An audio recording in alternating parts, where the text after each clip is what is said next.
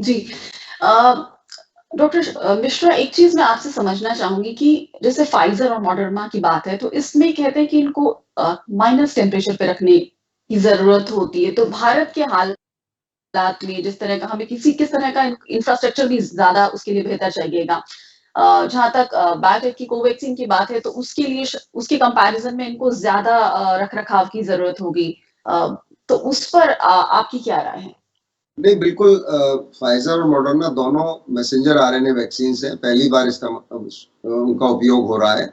इससे पहले mRNA vaccine बनी नहीं थी कभी और इनका जो प्रिज़र्व करने का, रखने का जो टेम्परेचर है वो -70-80 डिग्री सेल्सियस पे रखी जाती हैं और जी, लगाने से पहले निकाली जाती है। तो उसकी जो कोल्ड चेन बोलते हैं जिसको हम लोग, जी, जी। Cold chain maintenance, cold chain को बना के रखना एक चुनौती है और इसीलिए मेरा मानना ये है कि अगर ये वैक्सीन्स आएँगी भी भारत में, तो ये कुछ शहरों में ही सीमित रहेंगी। ये हम दूर-दराज के क्षेत्र में इनको ले जाना संभव नहीं होगा।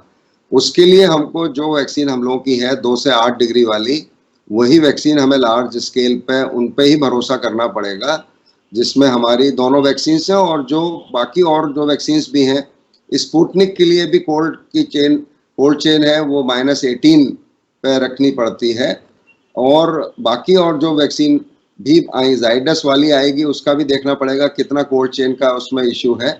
तो इसलिए हमें तो और मिलनी भी हमको दिसंबर तक ज़्यादातर डोज़ेज़ हमको कोविशील्ड और कोवैक्सीन की ही मिलनी है। 750 मिलियन कोविशील्ड की और 550 मिलियन कोवैक्सीन की।